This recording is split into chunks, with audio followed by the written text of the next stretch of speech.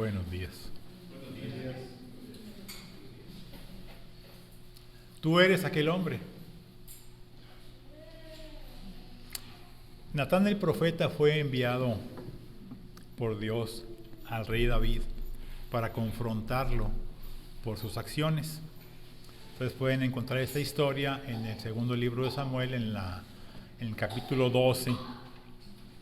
Y al final de la misma historia, David responde de manera airada por el contenido de la misma, y Natán le responde: tú eres aquel hombre al que se refiere la historia. El capítulo 11 nos refiere qué fue lo que pasó en la vida de David. Recordarán en la historia de David y Betsabé, cómo está el rey en casa mientras el ejército está batallando con el enemigo en otro lugar, y él está despertando por la tarde, ocioso, aparentemente sin qué hacer, y sale al terrado de la casa real y está contemplando por ahí el panorama y ve a Betsabé a lo lejos, tal vez, que se bañaba. Le llama la atención, investiga quién es, le manda a traer, duerme con ella y luego le deja ir a su casa. Como resultado de aquel evento, Betsabé queda encinta, queda embarazada y le manda a anunciar al rey su embarazo. Y ahora David está metido en un gran problema, porque cuando esto se sepa, dado que el esposo de Betsabé está en batalla, no está en casa, y la mujer resultó embarazada, tendrían que buscarse qué había pasado con ella para apedrearla como correspondía, según lo que se hacía en aquel tiempo, en aquel lugar. Y entonces David el rey comienza a mover todo el aparato de gobierno para cubrir su falta. En 2 Samuel capítulo 11 pueden encontrar todo lo que pasó. Entonces él manda a llamar al esposo de Betsabé a casa de la guerra, de la batalla, le manda a traer y le recibe y le saluda y le dice: vete a tu casa a ver a tu mujer. Le falta a David, le falla el plan, porque Urías era tan responsable y leal que dijo: no es posible que yo vaya a descansar a mi casa, a dormir en mi cama, a estar con mi mujer, mientras mis compañeros soldados de batalla están en las inclemencias, a descampado, en peligro, y yo no puedo ir a mi casa, no puedo hacer tal cosa. Entonces no acude a casa, le informan a David, haciéndole un resumen rápido de lo que pasó. Hace un segundo intento, le invita a un banquete, le tiene un par de días ahí, le embriaga, le emborracha para que vaya él a su casa y esté con su mujer, cosa que Urías tampoco hace, de manera que David ya está desesperado, digamos. Imagina un plan perverso para deshacerse de Urías Eteo y manda a su general Joab, le manda una carta por mano del mismo Urías para que le planten un 4, como dicen, le pongan un 4, de manera que lo envían al frente de la batalla a lo más duro, y luego la instrucción era: cuando esté la cosa difícil, todos se apartan y dejen a Urías ahí para que sea muerto por el enemigo, los hijos de Amón. Así se hace, y finalmente Urías muere en la batalla, y ya luego le mandan aviso a David de que esto sucedió así. Y hasta aquí podríamos pensar que el problema de David había quedado resuelto.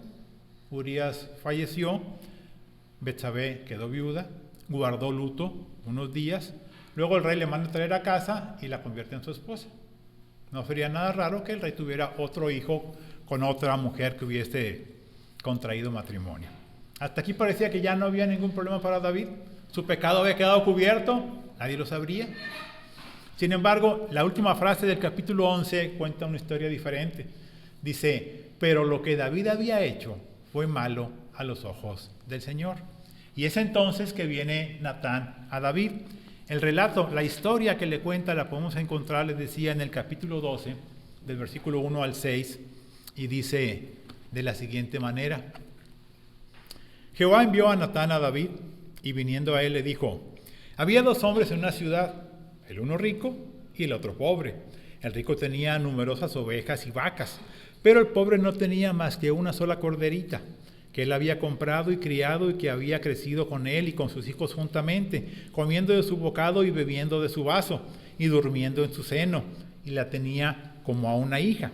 Y vino uno de camino al hombre rico, y éste no quiso tomar de sus ovejas y de sus vacas para guisar para el caminante que había venido a él, sino que tomó la oveja de aquel hombre pobre y la preparó para aquel que había venido a él.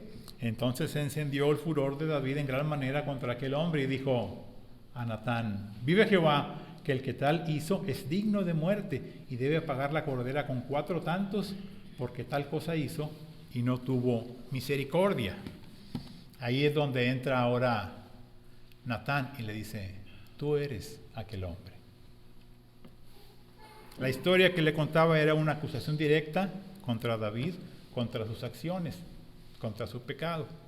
Pero ¿cuál fue el pecado de David? ¿Concebir un hijo fuera del matrimonio oficial? ¿Fue su pecado adulterar con Betsabé? ¿Fue su pecado maquinar, cubrir su falta? ¿Fue su pecado ser el autor intelectual de la muerte de Urías? ¿Fue su pecado usar el poder que tenía como rey para cubrir sus faltas? ¿Fue su pecado el descaro con que hizo todo esto? No. Su pecado tenía raíces más profundas. Su pecado fue tener en poco la palabra dada por Dios. Su pecado fue menospreciar al Señor. En el segundo bloque de este capítulo 12, en él pone Natán las palabras con las cuales Dios reclama a David su proceder. Menospreciar es dar un valor pequeño a algo o a alguien. Eso es un florero de plástico, no sirve para nada. Darle muy poco valor a algo, eso es menospreciar. Del verso 7 al 15, Natán explica por qué lo que David cometió fue menospreciar al Señor. Dice: entonces dijo Natán a David: tú eres aquel hombre, así ha dicho Jehová, Dios de Israel: yo te ungí por rey sobre Israel, y te libré de la mano de Saúl, y te di la casa de tu señor, y las mujeres de tu señor en tu seno. Además te di la casa de Israel y de Judá, y si esto fuera poco, te habría añadido mucho más. Versículo 9. ¿Por qué pues tuviste en poco la palabra de Jehová, haciendo lo malo delante de sus ojos? A Urías Eteo mataste, heriste a espada, y tomaste por mujer a su mujer, y a él lo mataste con la espada de los hijos de Amón.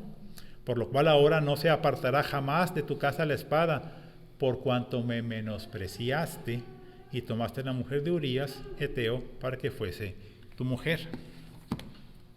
Lo que David hizo fue tener en poco lo que Dios había mandado. Menospreciar, darle un valor, un lugar, una importancia menor a Dios. Lo que Dios había dicho, lo dejó de lado. Menospreció. La Biblia de las Américas dice despreció al Señor. Entonces, notemos también que poner poca atención a la palabra también es menospreciar a Dios. Es equivalente. Lo que Dios ha dicho está contenido en ella. El caso, la importancia, la consideración que le tengamos también es la atención que le damos y el valor y el lugar y la importancia que le damos a Dios. El menosprecio que mostró David por Dios no solamente nos puede llevar a pecar ignorando o dejando de lado lo que él ya ha dicho con claridad, sino también nos lleva a servirle de manera negligente, nos lleva a servirle haciendo aquello que nos manda como si fuera algo de menor importancia.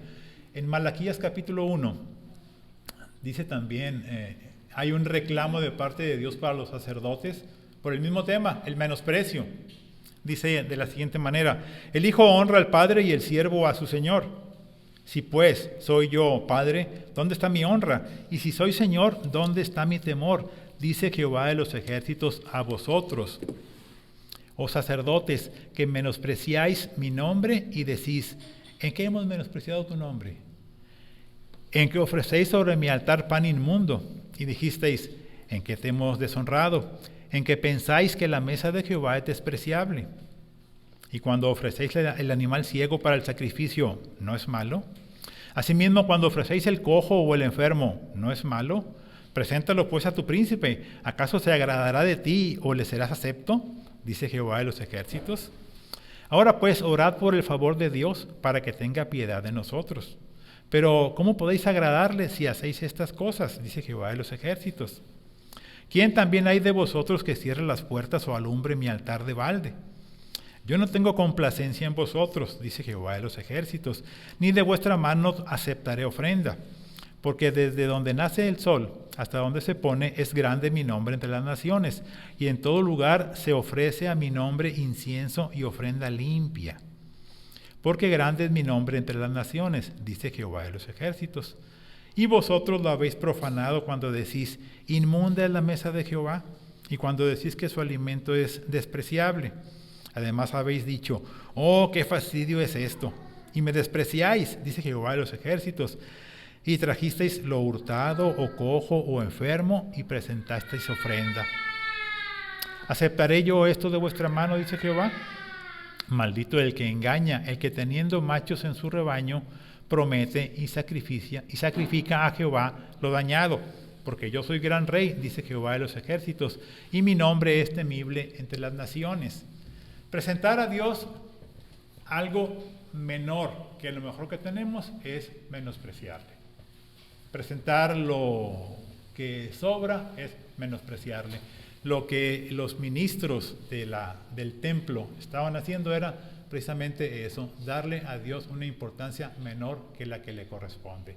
Trabajar al servicio, en el ministerio, haciendo las cosas de manera indolente, de manera tacaña, de manera miserable, diríamos. Y preguntan, ¿en qué te hemos menospreciado? Pues en presentar pan inmundo en la mesa del Señor y pensar que el servicio a Dios carece de importancia. Era lo que hacían, era lo que les reclamaba el Señor a estos sacerdotes en aquel tiempo, menospreciarle, no solamente pecar olvidando lo que ha mandado, sino también sirviéndole de manera defectuosa. ¿Qué es menospreciar a Dios? Un servicio negligente, un compromiso ligero, cuando se puede, cuando no se puede, no. Una asistencia irregular, una impuntualidad inexplicable, una modestia fingida, un orgullo por el servicio prestado, la vanagloria por el trabajo realizado, una ofrenda escasa, tacaña, el abandono de esas pequeñas tareas necesarias que no son notorias, pero que no se aplauden. No, eso no. Convertirse, diría el hermano pastor, en un pescado enjabonado a la hora de buscar manos que sirvan y que ayuden. No podemos agarrar a ninguno. Comportarse como un sepulcro blanqueado, mostrando hacia afuera una perfección que en el interior no está. El reclamo del Señor Jesús. Si alguna de estas frases te ha incomodado un poco, te ha ofendido, déjame decirte que probablemente no seas el único que se siente ofendido. Y la verdad es de que cuando alguno de los que se para aquí dice cosas como esas, cuando las escribió, cuando tomó nota, cuando encontró la referencia, cuando viene aquí y lo dice, le calan igualmente. No podemos venir acá y hablar de la ofrenda tacaña sin pensar en las veces que le pensamos de más para retener en vez de dar. Pero el punto es también que estas frases pudieran ser ofensivas para alguno, pero también son ideas que nos confrontan, como en la historia que Natán cuenta a David, porque en alguna categoría de ellas hemos caído. Impuntualidad, irregularidad en la ofrenda, en poco compromiso, en la vanagloria, en la falta de humildad, en el orgullo, en la prepotencia, en la altanería, en la vanagloria, en lo que ustedes quieran. En algún momento tú caíste en lo mismo, igual que yo. No hay excepciones. La mayor parte del tiempo en mis últimos mensajes siempre han ido por el lado positivo, el estímulo, la promesa de Dios, el rescate, el alcanzarte antes de entrar al desierto. Y en este tiempo estaba buscando encontrar la vuelta de tono en el mensaje, pero lo cierto es de que tenemos mensajes 100% positivos en la palabra que nos estimulan, que nos levantan, y hay exhortaciones también en coscorrones, también en llamadas de atención. Y así como atesoramos las promesas, también debemos tomar nota de la exhortación. Entonces, bueno fuera que te hubiera calado algo de lo que se mencionó, que te calara cualquiera de ellas, porque así como tomamos la promesa y la guardamos, debemos tomar nota de la exhortación y seguirla. Cuando los hijos de Elí, el sacerdote, mostraban un comportamiento sumamente impío, durmiendo con las mujeres que iban al templo en la puerta de él, y su comportamiento llega a oídos de su padre Elí, porque el pueblo le dice: tus hijos hacen tal cosa. Él va y les confronta y les dice: no está bien eso que hacéis, hijos míos, no hagan tal cosa. Y les dice: si pecare el hombre contra el hombre, los jueces, la autoridad le juzgará. Pero más, si alguno pecare contra Jehová, ¿quién rogará por él? Menospreciar al Señor es precisamente pecar contra Dios, más de una manera directa. Cuando David escucha: tú eres aquel hombre, estoy seguro que entendió perfectamente que Natán se refería al incidente de hacía casi un año con Betsabé. David tenía guardado por ahí la espina de lo que había hecho. No sentía culpa hasta ese momento, pero lo tenía, era un esqueleto en el closet, como mencionan, era algo que estaba ahí pendiente, y a pesar de que ya habría pasado cerca de un año, él lo tenía claro.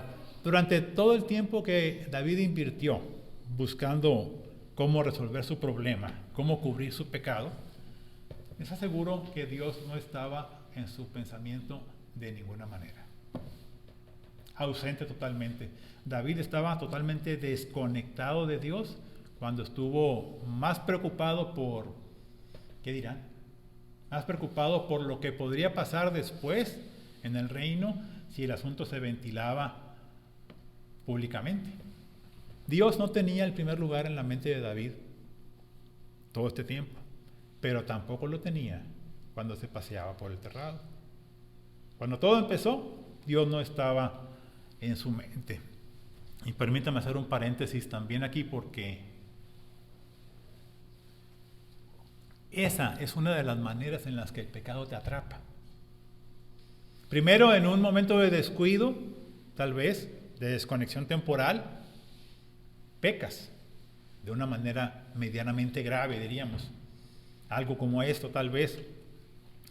Pero después, tratas de ocultar tu pecado con cualquier medio, de cualquier manera, de cualquier forma. Y cuando haces esto, dejas a Dios de lado. Fue lo que hizo David. Primero estaba de ocioso, luego pecó, y ante el problema se apartó aún más y más de Dios, buscando cómo cubrir su pecado. Y si esta situación se prolonga, tu lejanía con Dios se hace más y más grande, ignorando voluntariamente lo que cantamos hace un momento en el Salmo 130, pero en ti hay perdón para que seas reverenciado. Cuando pecamos y nos alejamos en vez de acercarnos a Dios buscando perdón, entonces la lejanía se vuelve más, la distancia se vuelve mayor y estamos más y más y más alejados de Dios, de modo que el camino que habría sido corto para regresar, corto y seguro, se vuelve algo difícil de caminar. ¿No te ha pasado que te atrapen con las manos en la masa? ¿En una mentira? ¿O haciendo algo que no debes?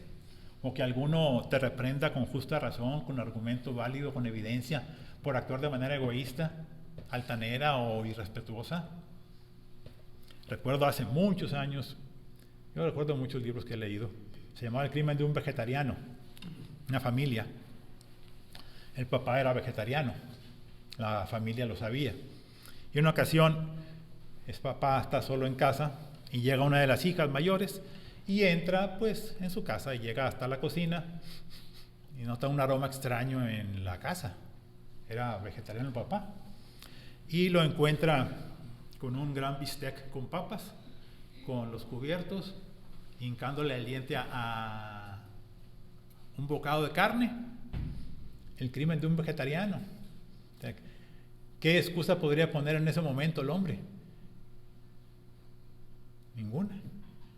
Totalmente culpable. ¿Cómo se sentiría eso? Me pregunto. ¿No te ha pasado que te atrapen así con las manos en la masa? Que digas y que no encuentres, el punto es que no encuentres para dónde hacerte, cómo esconderte, cómo explicarlo. O sea, no hay manera de que el vegetariano explicara es carne vegetal, ¿no? Bueno, la Biblia describe en Hechos capítulo 2 una situación un poco más dramática que esta. En el primer discurso del nuevo Pedro, porque es el Pedro capacitado por el poder del Espíritu de Dios, hace un recuento histórico de lo que está pasando en Jerusalén con el estruendo, el viento recio, las lenguas de fuego y el Espíritu de Dios descendiendo. Y Pedro toma al profeta Joel y explica desde el Antiguo Testamento que Dios cumple sus promesas en la persona de Jesucristo. Así, ahí va. Esto es lo que Dios había prometido antes. Cómo Jesús fue entregado, cómo fue crucificado y particularmente cómo de la cruz fue sepultado, pero luego cómo se levanta victoriosamente de ahí. Llegado a este punto, Pedro le dice: sepa pues ciertísimamente toda la casa de Israel que a este Jesús a quien ustedes crucificaron, Dios le ha hecho Señor y Cristo. Al oír esto se compungieron de corazón y dijeron a Pedro y a los otros apóstoles: varones hermanos, ¿qué haremos? La palabra griega se compungieron quiere decir algo así como cortar con un serrucho, como cuando compramos el trozo de pierna completo y luego con el cuchillo grandote de este grueso cortamos de arriba a abajo la carne y la partimos por completo y así comenzamos a hacer los trozos. Bueno, esa imagen es la que describe cómo se sintieron aquellos varones cuando dijeron: lo que hiciste fue crucificar al enviado de Dios, crucificar a su Cristo, a su Mesías. Cuando finalmente entendieron lo que habían hecho, les produjo un intenso dolor en su corazón, tal cual si se los hubieran serruchado. No sé cuál haya sido el dolor más intenso que haya sentido. En una ocasión preparaba alimentos en casa y estaba precisamente cortando, no recuerdo qué era, pero me hizo un corte en un dedo con el cuchillo. Pero sucedió de modo tal que continué haciendo la operación, cortando mi dedo, viéndolo. No pude detener el movimiento de mi mano y veía cómo se abría mi piel en ese momento. Me recordé de eso y esa imagen es meramente el corazón serruchado. Es la imagen que nos deja aquí como escenario para el tema de esta mañana. Todo lo anterior es el preámbulo, la introducción, el incidente con Betsabé, los intentos de David por cubrir su falta, la visita de Natán y la convicción de pecado, la certeza en David de la falta cometida y la imposibilidad de escaparse o esconderse o explicarlo de algún modo convincente, decir, bueno, es que no había manera. Bien, el Salmo 51 es la expresión del corazón de un pecador que se topa con la verdad acerca de sí mismo. De uno que se ve en el espejo, sin adorno, disfraz o maquillaje, y ve tal cual lo que él es. Un pecador, un hombre capaz de cometer los crímenes más horribles, capaz de defraudar, decepcionar a gente leal a él, capaz de olvidar por completo a su Señor y de olvidar totalmente lo que ha dicho. En Salmo 51 contiene esa declaración, cómo este hombre se da cuenta de hasta dónde ha llegado en su olvidar e ignorar a Dios, hasta dónde fue capaz de llegar. y el camino de regreso.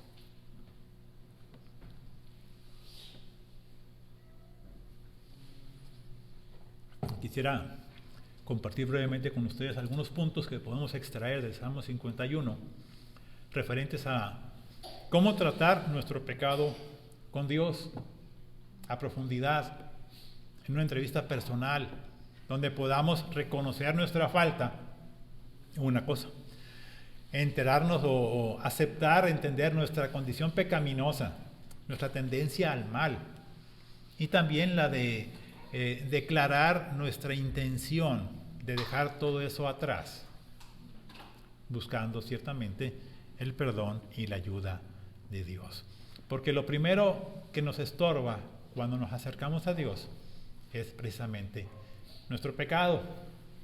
No es extraño que después de vivir esta experiencia, esta confrontación con Natán y cuestionarle a Dios directamente lo que había hecho, David comienza este salmo diciendo: ten piedad de mí, oh Dios, conforme a tu misericordia. El significado de piedad aquí es lo que le cantamos hace un momento. Piedad significa inclinarse en bondad hacia un inferior, como con la intención de ayudarle, de sacarlo del pozo, de levantarle cuando cae. Eso es piedad. Lo que David está pidiendo ciertamente es: Señor, pues inclínate a mí y ayúdame a salir de este problema, a salir de este pozo. No podemos acercarnos a Dios pensando que somos merecedores por nosotros mismos de ello, particularmente cuando hemos caído como en este tiempo había caído David.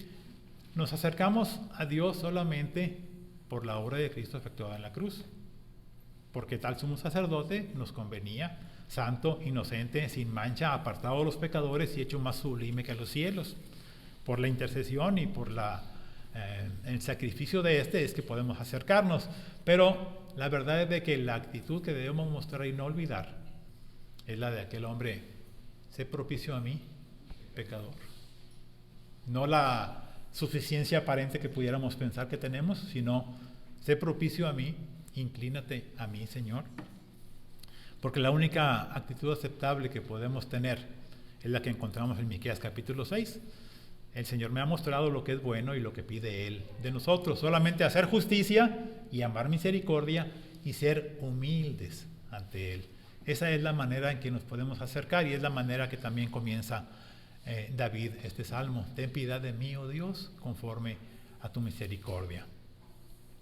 En el versículo 1 y 2 encontramos el problema, el contraste entre la bondad de Dios, a la que David recurre, y su pecado, que por cierto David aquí nos representa a cada uno de nosotros. Su actitud primera es un total reconocimiento de su culpa. Lo primero que hace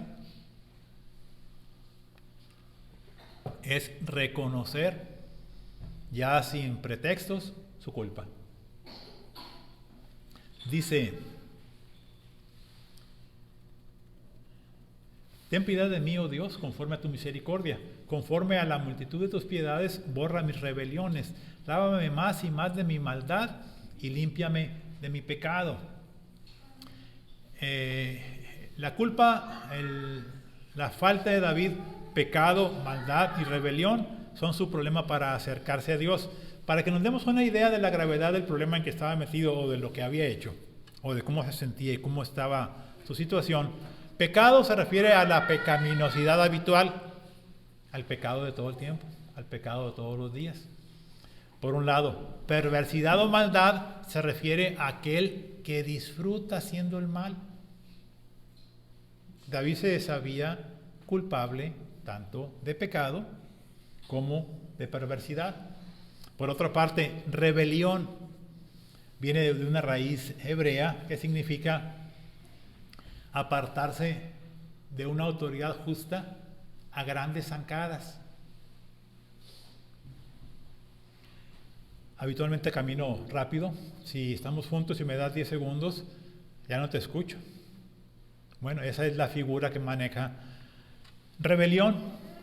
Apartarse con rapidez de una autoridad justa, no como si escapáramos de un perro en la calle o de un incendio, sino que rebelión significa apartarse de un ser perfecto, santo y justo, bondadoso y cálido, amoroso, de uno que nos quiere dar la guía y la dirección que conviene para estar bien. Entonces David lo primero que hace es reconocer que él es culpable tanto de pecado como de maldad o perversidad, que disfruta haciendo el mal. Y aún así, también de rebelión, de apartarse voluntariamente de Dios a gran velocidad para no estar cerca de Él. Esa era su condición. El Salmo 51 es escrito en esa convicción interna por David.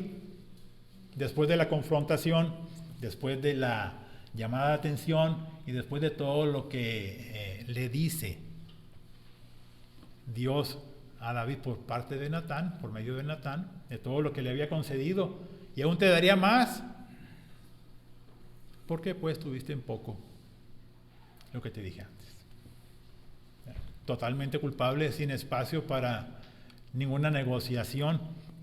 El Salmo 51 nos muestra la necesidad de confesar nuestras faltas. Esta confesión solamente nace del arrepentimiento en el interior.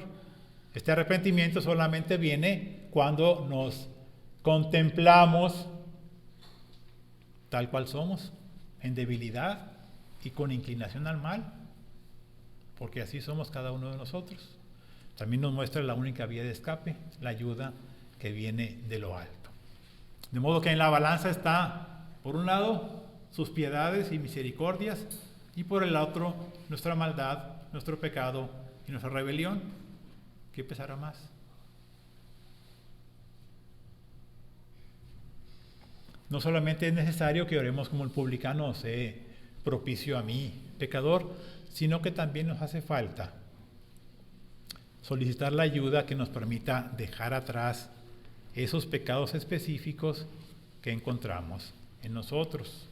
No solo es orar para ser perdonados, porque ciertamente la palabra nos dice que Él es fiel y justo para perdonar nuestros pecados y limpiarnos de toda maldad. Pero también es necesario orar buscando la transformación de nuestro ser para poder servirle de manera adecuada. Esto es necesario porque Dios nos ha dejado tareas a llevar a cabo, tareas que se cumplen desde la santidad y la madurez a través del servicio y el ministerio. Y en la medida que somos transformados, podemos entonces realmente servirle con efectividad, haciendo las cosas como Él espera. Y la mala noticia es que, según lo que sabemos, ninguno de nosotros es capaz de llevar a cabo esa tarea de manera efectiva. Ya fallaron en esto el hombre más sabio, Salomón, el hombre más fuerte, Sansón, y hasta el hombre con el corazón conforme al corazón de Dios, David. Los tres fallaron en seguir fielmente al Señor. ¿Cómo podremos nosotros entonces salir de este hoyo en el que estamos? No estamos hablando aquí de la salvación o el perdón de Dios. Eso está garantizado en la cruz. Estamos hablando del pecado que nos estorba en el día a día, del pecado al tipo de el pecado de David, que en esencia es menospreciar a Dios, dejarle de lado, no darle la importancia. Bueno, David nos deja en el Salmo 51 el manual del pecador arrepentido, y ahí está el proceder que podemos tomar para corregir nuestro rumbo. Primero es necesario reconocer nuestras faltas. Esa es la parte tal vez más difícil. Reconocer que también, así como Él, somos rebeldes. Reconocer que preferimos apartarnos un poco de Dios para hacer lo que nos viene en gana. Vernos en el espejo sin pretextos, reconocer nuestras faltas. Y aquí hablamos de una entrevista personal con Dios. No hablamos de ventilar públicamente nuestros pecados, que también hay tiempos para eso, pero en el caso de David, él tiene una entrevista con Dios y lo primero que hace es reconocer pecado, maldad y rebelión. Necesitamos hacer un verdadero examen de conciencia, donde revisemos nuestros deseos, intenciones, anhelos, planes y proyectos, palabras y silencios, nuestras acciones y pensamientos. Después de examinarnos así de manera profunda, entonces podremos acercarnos a Dios para tratar el tema. En la ocasión anterior que estuvo por acá, les decía, probablemente el tema más importante a tratar en oración con Dios no sea referente a los demás, sino sea referente a ti mismo, a tu propia persona. Debemos tomar un tiempo para en oración examinar nuestra vida delante de Dios y en oración identificar nuestros pecados recurrentes, nuestras actitudes equivocadas, las faltas cometidas y poner el dedo al renglón a cada renglón, porque de otra manera no hay forma en que podamos superar aquello. No sé cuál sea tu falla más recurrente, tu pecado más frecuente, pero es necesario que vayamos precisamente ahí a examinarnos en oración a nosotros mismos y ver qué tanto nos hemos alejado de Dios porque no queremos hacer caso de lo que dice, ciertamente. En el caso de David, la segunda parte del Salmo 51, del versículo 3 al 6, comienza diciendo, porque yo reconozco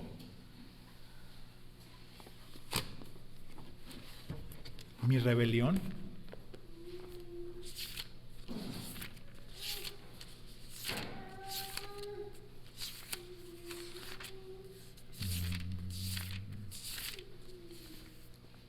porque yo reconozco mis rebeliones y mi pecado está siempre delante de ti.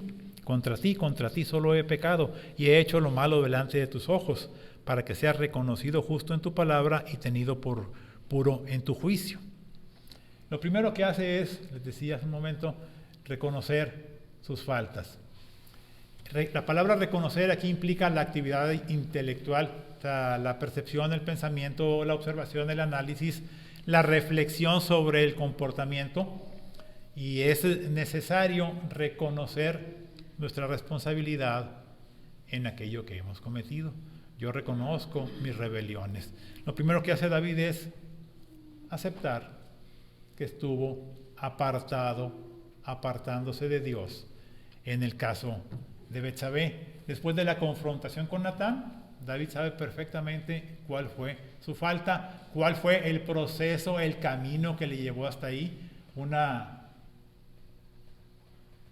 distancia cada vez mayor de Dios, el pecado con Betsabé, el tratar de cubrirle, el tratar de esconderse y llegar al punto de planear un asesinato. Y lo que le lleva a él es a reconocer tal cual lo que había hecho. Y aquí se me ocurre una pregunta interesante para cada uno de nosotros. ¿Cuál fue la última ocasión en que te atrapaste a ti mismo con un pensamiento o con una acción pecaminosa? David reconoce su rebelión, ubica perfectamente cuándo y cómo fue una de sus faltas. Y me preguntaba si a falta de ese espacio de reflexión sobre nuestro actuar, no podemos llegar a entender en qué estamos faltando. Es necesario reconocer nuestra actividad, nuestro pensamiento, nuestras acciones, para encontrar también como David nuestro pecado. Pecamos y lo pasamos por alto, porque todo pecado es voluntario. Frecuentemente todo pecado es planeado, no es algo que surja de manera espontánea, es algo que primero imaginas, y luego planeas y luego llevas a cabo. En el caso de David, después de enfrentar la historia con Natán, él ubica perfectamente cuál fue, dónde estuvo la falla Bueno, estuvo desde aquel momento en que estaba ocioso en el terrado, sin qué hacer, y encuentra ocasión para pecar. Pero la primera acción que lleva a cabo él delante de Dios es reconocer su responsabilidad. Muchas veces tratamos de desviar la atención de nuestra falta hacia otras personas, circunstancias, situaciones, y a veces nos victimizamos. La ventaja de la victimización es que no me entiendes como los problemas que yo tengo. No puedes entender por qué hice lo que hice. Cuando uno se victimiza, siempre la culpa recae en alguien más. Esa es la ventaja de que te reclamen algo y enojarte, responder enojado, o devolverle la pelotita al otro. De esa manera jamás eres culpable. El que es víctima no es culpable. Pobrecito, hay que compadecerle, hay que echarle la mano. Pero entonces lo que David se quitó por completo fue todo pretexto y excusa acerca de su comportamiento. Yo reconozco mi rebelión, yo reconozco mi falta. Y esa parte es la primera que tenemos que adoptar o llevar a cabo en esa entrevista con Dios para poder ser perfeccionados, transformados, porque al final de cuentas el perdón de parte de Dios por las faltas lo tenemos por la obra de Cristo. El crecer en santidad solamente se lleva a cabo cuando quitamos de nosotros un pecado tras otro, cuando nos guardamos de cometer faltas después. La segunda línea de ese versículo dice: mi pecado está siempre delante de mí. Mi pecado está siempre delante de mí. Y en este sentido, esa es una flecha directa a nuestro corazón. Déjame hacerte un poco de historia personal de ti. Un día te comunicaron el Evangelio, una vez más. Ese día entendiste lo que Dios había hecho por ti, lo que Cristo había padecido en la cruz por causa tuya, y ese día el Espíritu de Dios te hizo entender el Evangelio. Te viste falto delante de Dios y su Espíritu te llevó al arrepentimiento, porque eso fue lo que pasó. Leíste, en cierta manera, mirad a mí y sed salvos. Te dijo Dios, y tú viste a su Hijo en la cruz y luego en el sepulcro y luego victoriosamente resucitado y luego ascendiendo a los cielos e intercediendo por ti desde ahí. Y tú recibiste su perdón y un lugar en su mesa y la redención y la salvación y todo lo que Cristo logró para con nosotros, con su vida perfecta, con su muerte en sustitución y con su resurrección victoriosa. Y desde entonces no has vuelto a pecar nunca. Jamás, ¿verdad? Cero mentiras, cero embustes, cero orgullo, cero pereza.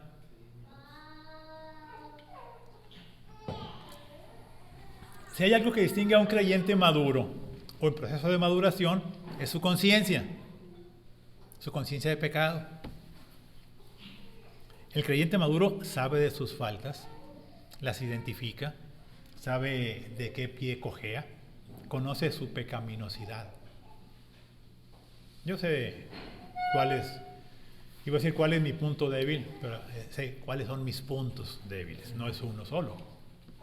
Entonces, el creyente maduro o la creyente madura sabe que es capaz de cometer casi cualquier fechoría, cualquier crimen, cualquier pecado. El que se conoce sabe de su maldad. El que es maduro ha entendido, ha llegado al punto de saber que una blanca palomita no es. Mentir, robar o las acciones equivalentes, avaricia, codicia, lujuria, siguen allí en el interior. Tú lo sabes, de ti. Yo lo sé, de mí. Y todo aquel que pretende ocultar o argumentar sus faltas, lo único que se gana es un signo de interrogación grandote de arriba de sí sobre su condición espiritual. Si nunca cometes una falta, si eres perfecto, no es cierto, no hay tal. Entonces aquí salta también en el texto nuestra necesidad de adoptar una actitud apropiada. Si decimos que los enemigos del creyente en la tierra son el diablo, el mundo y la carne, Pues ahí están las herramientas del mal. Como decía, no recuerdo quién era, las manos ociosas son el campo de juego de Satanás. Cuando estás dioquis, ocioso, tu mente tiende a irse hacia lo malo, no hacia lo bueno. Por eso no es bueno estar sin qué hacer. Ahora, si tú y yo ignoramos con toda intención esa capacidad nuestra de pecar y vamos así alegremente por la vida, pues te puedo asegurar que vas a pecar una y otra vez. Si crees, si te haces de la vista gorda hacia tu propio pecado y dices, no, yo no tengo ese problema, pues vas a ir pecando y justificándote diciendo, es que todo el mundo lo hace. Bueno, es que no es para tanto. No seas legalista, hermano. Y pretenderás cubrir tus pecados con hojas de higuera también. Es necesario entender nuestra tendencia al mal. Mi pecado está siempre delante de mí. Esta conciencia llegó David. Mi pecado está siempre delante de mí. Estoy perfectamente consciente de que soy capaz de cometer cualquier clase de barbaridades, delito, pecado, mal, perversidad. Si tú adoptas, por el otro lado, una actitud vigilante de tu propio pensamiento, no los de los demás, los tuyos, podrás atajar ese pensamiento pecaminoso antes de que crezca y se vuelva una acción. Es lo que dice también Santiago capítulo 1. Nosotros acostumbramos a atesorar textos bíblicos bonitos. He aquí no se adormecerá ni dormirá el que guarda Israel. El Señor es mi pastor. El cuadrito en la pared, la nota en la libreta, la calcamonía en el coche. Y guardamos todo este tipo de cosas. Pero guardar esa frase, mi pecado está siempre delante de mí, nos dará victoria ante el pecado antes de que éste se presente. No solamente los textos bonitos, sino este que es una advertencia. Mi pecado está siempre delante de mí. Entonces es necesario estar consciente de nuestra pecaminosidad, de nuestra capacidad de pecar. Y podríamos pensar, sé que soy bastante capaz de pecar, pero vigilaré mis pensamientos para no hacerlo. En mi corazón guardaré tus dichos, tus palabras, para no pecar contra ti. Porque yo reconozco mis rebeliones y mi pecado está siempre delante de mí. Algo más que trae este mismo pasaje es, ¿quién determina si tus acciones son buenas o malas? ¿Tu parecer o el de alguien más? Contra ti solo he pecado y he hecho lo malo delante de tus ojos, para que sea reconocido justo en tu palabra y tenido por puro en tu juicio. Es necesario también entender, reconocer al confesar nuestras faltas, que hay un solo juez, un solo rector moral de todas las cosas, y ese es Dios. Y el que determina qué es lo bueno y qué es lo malo es Dios, no es tu circunstancia ni lo que tú piensas. Cuando actuamos al margen de la voluntad de Dios y cometemos una falta, por un lado afecta a nuestra propia persona, tal vez afecte nuestro matrimonio, nuestra familia, nuestra relación con ellos, pero finalmente es una afrenta hacia Dios, es una ofensa a Dios, porque Él es quien establece qué es lo bueno y qué es lo malo en lo que nosotros hacemos. Es necesario también reconocer que el que determina esto es bueno, esto es malo, es Dios y no nosotros. Esa es la fuente de justificación para nosotros, precisamente ello, decir, lo que yo hago está bien porque yo lo digo, al margen de lo que Dios dice. La Nueva Versión Internacional lo menciona o traduce, por eso tu sentencia es justa y tu juicio irreprochable. Cuando Dios dice, esto es malo sin discusión. Pero mientras no lo conocemos y no lo aceptamos, estamos jugando con nuestros pensamientos para justificar aquello que hacemos. Pero la verdad es de que el único que determina qué es bueno y qué es malo de lo que tú y yo hacemos es Dios, no nuestra propia opinión. Esa es la parte a que llega también David. Cuando hablamos de Dios, nosotros y el pecado, el resumen es: Dios siempre tiene la razón y nosotros siempre somos culpables. Suena muy drástico, pero en cuanto a pecado, así es. Tú eres culpable, Dios tiene la razón. Dios es veraz y lo que dijo antes se sostiene ahora, por lo tanto, lo que hiciste es incorrecto, es pecado.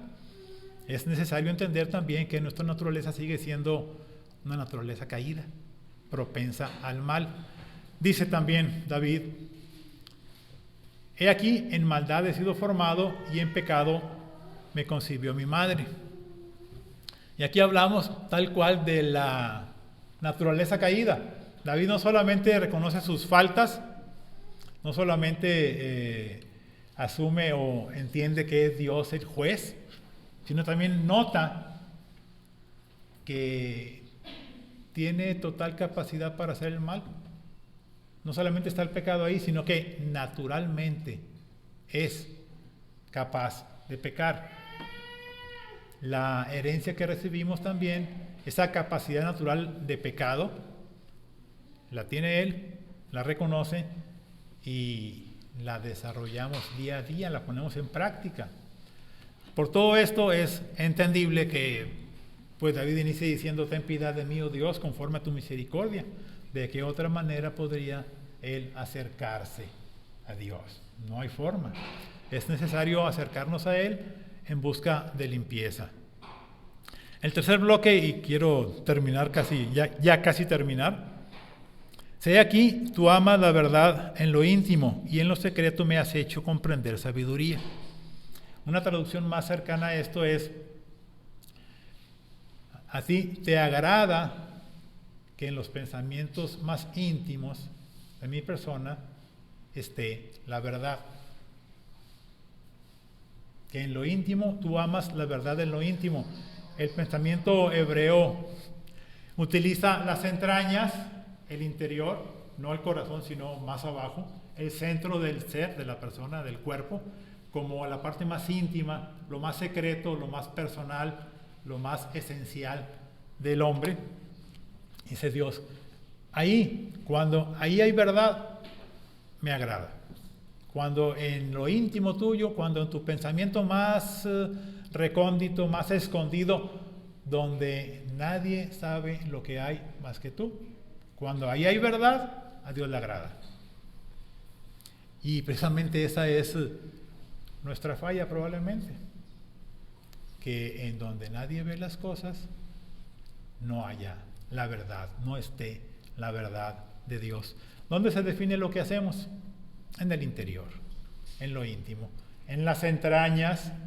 Hay un espacio donde se crean nuestros pensamientos, donde anidan nuestros anhelos, donde nuestros deseos están residiendo, donde se arman nuestros proyectos y nuestros propósitos.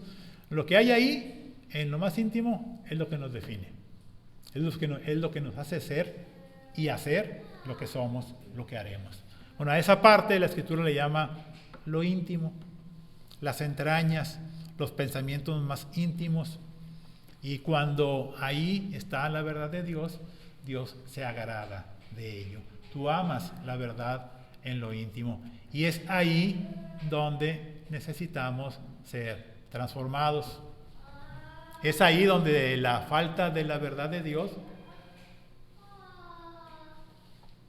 nos desvía, nos aleja, nos hace fácil pecar, nos hace difícil regresar, cuando en lo más interior, cuando en lo más profundo, diríamos, el resumen de tu persona, lo esencial, el átomo, la parte más pequeña de ti, bueno, ahí es donde requerimos ser transformados. Ahí es donde la verdad de Dios falta, cuando nosotros pecamos y luego nos vamos alejando de Él, tratando de evitar que nuestro pecado sea descubierto. Ahí es donde tenemos que ser transformados. y Dios nos transforma en lo secreto. No nos transforma en público, nos transforma en lo secreto. Lo que se aprecia de la transformación de Dios en público es aquello que Él ya ha hecho en nuestro interior, en nuestro comportamiento, en nuestras palabras, en nuestra generosidad, en nuestra humildad, en nuestra disposición al servicio. Ahí se ve que Dios te ha transformado. Ahí se ve que ahora la verdad de Dios anida, existe, habita en tu interior. Nuestras faltas delante de Dios solo pueden corregirse de raíz, sustituyendo las mentiras del pecado con su verdad en lo íntimo. Es allí donde somos transformados. Y el resumen tal vez de esto es que Dios nos transforma en el aposento alto, en ese lugar especial donde tú te sientas a platicar con Dios.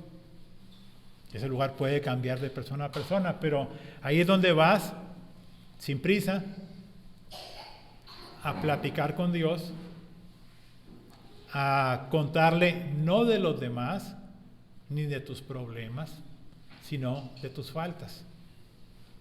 Que según pregunté en la ocasión anterior, ¿cuánto tiempo le dedicas a orar por tus propias faltas, por tus propios pecados, por tu propia persona? Y según la respuesta visual que obtuve, no hay una gran cantidad de tiempo que le dediquemos a orar por nosotros mismos.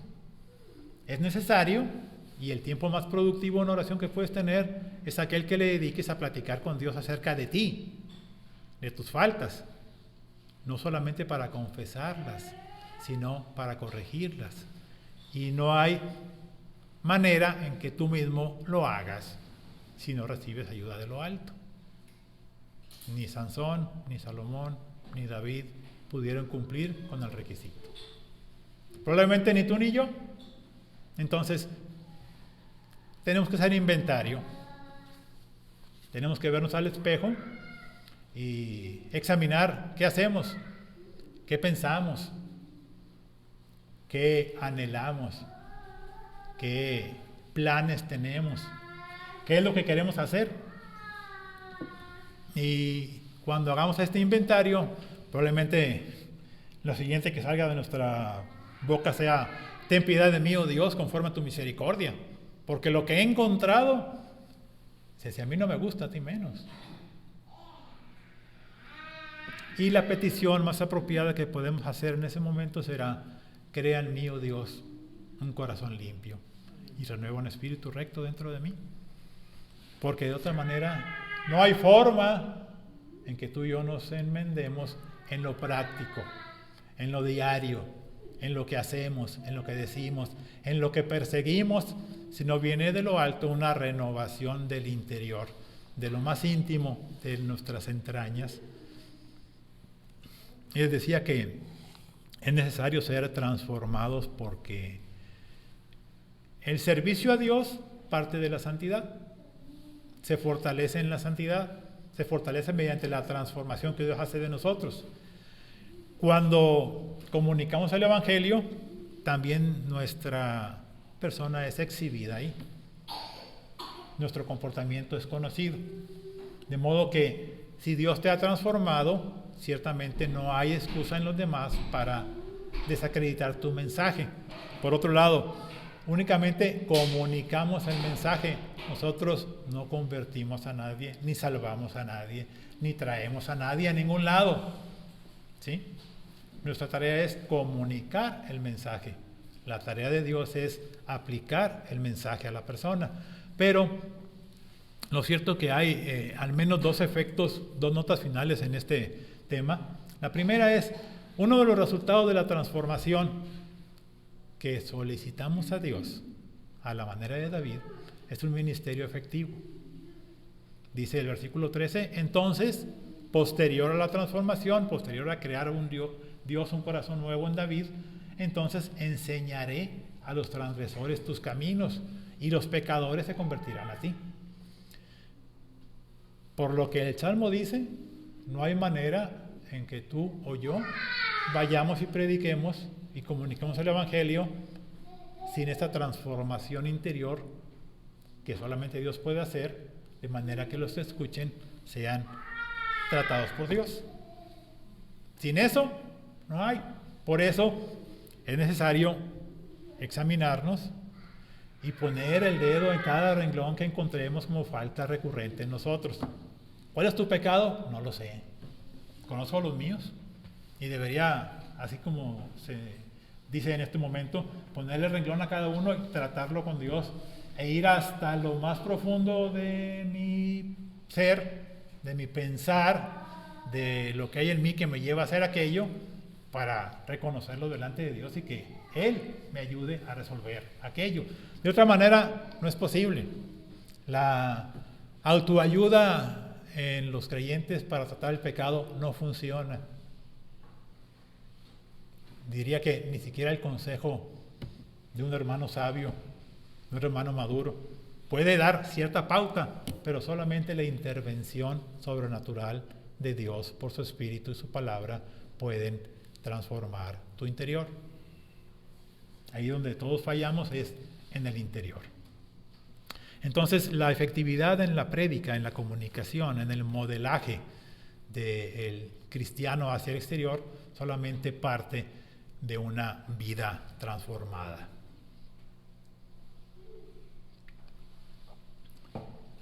Y de que se requiere el inventario, la segunda nota final es personal, de David.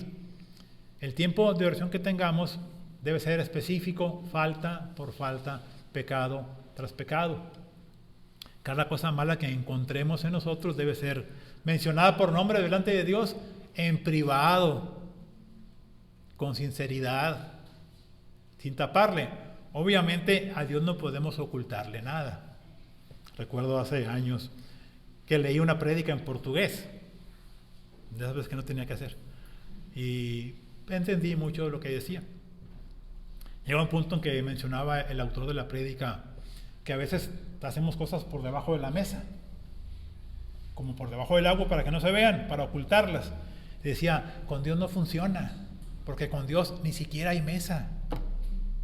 Entonces no puedes esconderle nada a Dios.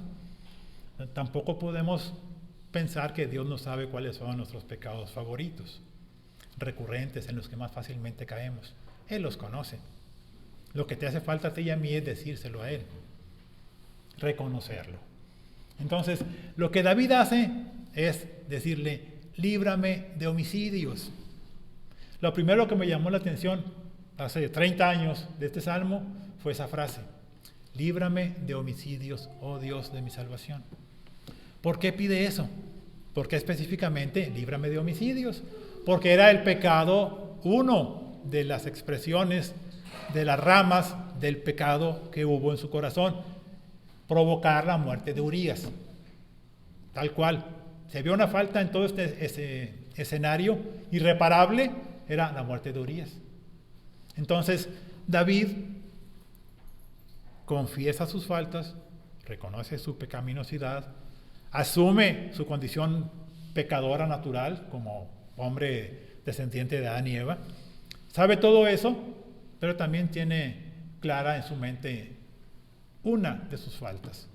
Llegué al extremo de provocar la muerte de un hombre por cubrir mi pecado. Yo maté a Urías Eteo. Entonces su petición es, líbrame de homicidios. Evita que vuelva a hacer algo semejante. De manera que para nosotros, pues está el equivalente. No sé cuál sea tu pecado. Líbrame de seguir mintiendo. Miento por lo que tú quieras.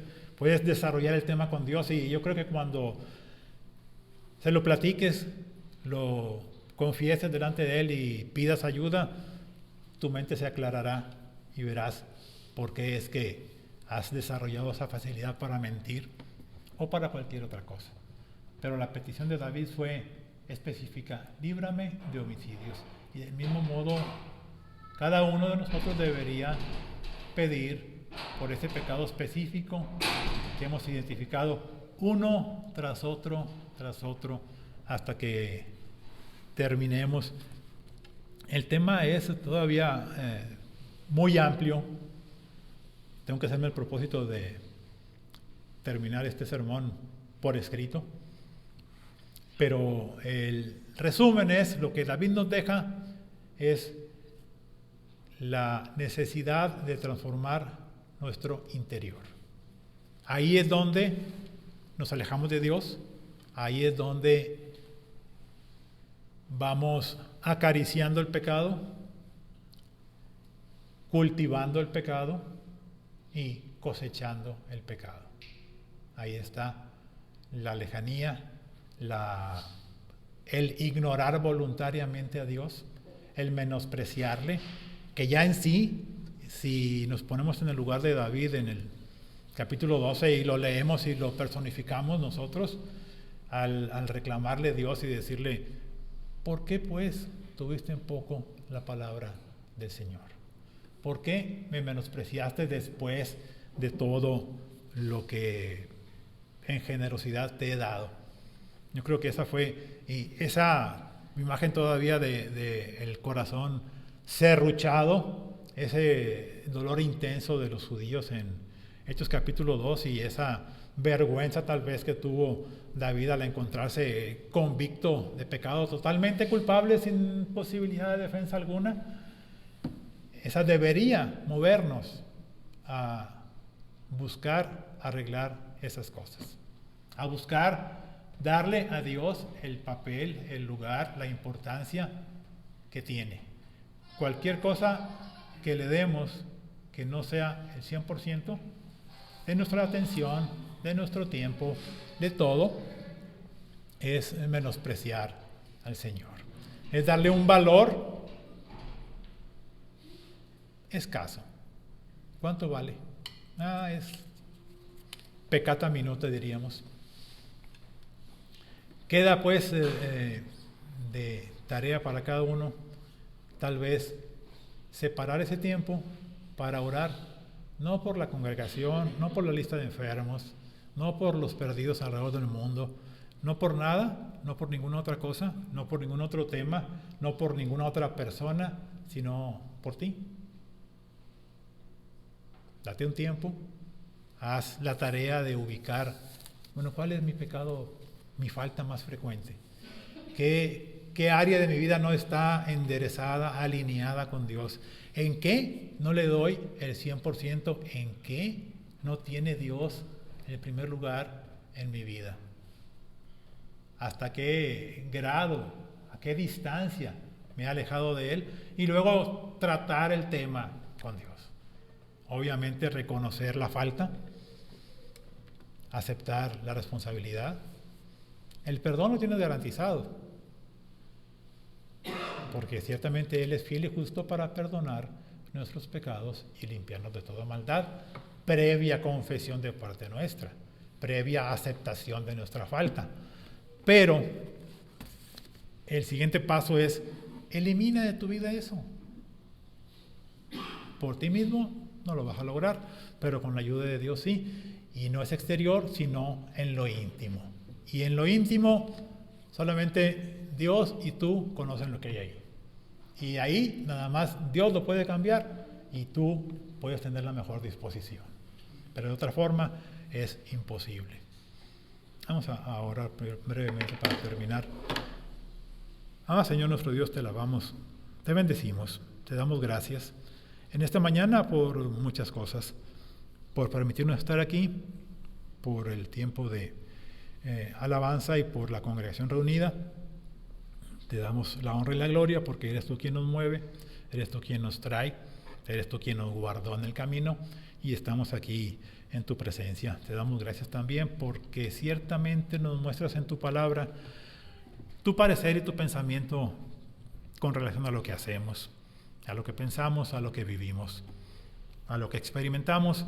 Y en esta mañana también, como David, rogamos de ti piedad, que te inclines, así como cantamos, inclínate a nosotros con clemencia, inclínate a nosotros para sacarnos del pozo, inclínate a nosotros para transformar nuestro interior, limpia en nosotros lo que te desagrada, quita la mentira del pecado, quita la mentira del mundo, quita la mentira de las corrientes de pensamiento que no son tuyas de nuestro corazón. Ayúdanos a retirar todo aquello que te desagrada, a identificar primero cada cosa que no es correcta, cada cosa que hacemos que no te agrada, cada cosa que pensamos que debemos erradicar, cada pensamiento incorrecto, inapropiado, que no es correcta tampoco, Señor, y permítenos identificarlo, tratarlo delante de ti en privado, permitirte, por un lado, transformarnos, Señor, acudir a ti en esa actitud de necesidad, de humildad, de reconocimiento de nuestras faltas, de conciencia de nuestra capacidad para pecar, de conciencia de nuestra naturaleza pecaminosa aún en nosotros, y ayúdanos a no quitar el dedo del renglón de manera continua, de tratar contigo sobre nuestra persona, sobre nuestras carencias, sobre nuestras faltas, y poder una a una con tu ayuda, porque es la única forma, retirar de nosotros los pecados que nos asedian, que nos rodean, que están a la espera de nuestra debilidad, de nuestro descuido, para hacernos también caer. Te damos gracias por Jesucristo, nuestro Salvador. Gracias por su sangre derramada en la cruz. Gracias por su muerte en ella en lugar nuestro. Gracias por su resurrección victoriosa. Gracias por su estancia ahora, por su lugar al lado tuyo, donde intercede por nosotros. Y gracias por su continua compañía a nuestro lado, que nos ciertamente fortalece y nos levanta cuando caemos. Te damos la honra y la gloria. Esperamos ciertamente confiados en ti, en que escuchas también nuestra oración, en que conoces el corazón de cada uno aquí, y en que puedes solamente tú ver lo que hay en el corazón de cada uno, que conoce nuestra debilidad, que nuestro pecado no te es oculto, y que estás también en la mejor disposición y con el poder suficiente para limpiarnos de nuestro pecado y limpiarnos de toda maldad en él, en nuestro corazón. Te damos la honra y la gloria, y rogamos, Señor, que así como David, pues tú nos libres de ese pecado específico, nos libres de cada falta específica en nosotros, conforme a tu buena voluntad para con cada uno, y también para darte la honra y la gloria que tu nombre merece en la prédica, en la proclamación de tu evangelio, Padre, sin el estorbo del pecado en nosotros, el pecado del diario, Padre, no el pecado que ya has perdonado por Cristo, sino las faltas que aún mantenemos en nuestra vida, en nuestro corazón, por negligencia y descuido. Gracias sean dadas a ti, Padre, la honra y la gloria también. Pedimos que pues esta petición, conforme sea hecha por cada uno de nosotros en su tiempo contigo, pues sea atendida, Señor nuestro Dios, y resuelta, de manera que tu pueblo crezca en santidad y su testimonio sea efectivo para con los de fuera y aún para con los de dentro, para que podamos ciertamente mostrar el fruto de la transformación que tú obras en cada uno a través de nuestros dichos y nuestras acciones. A ti sea la honra y la gloria en los méritos de Jesucristo. Amén.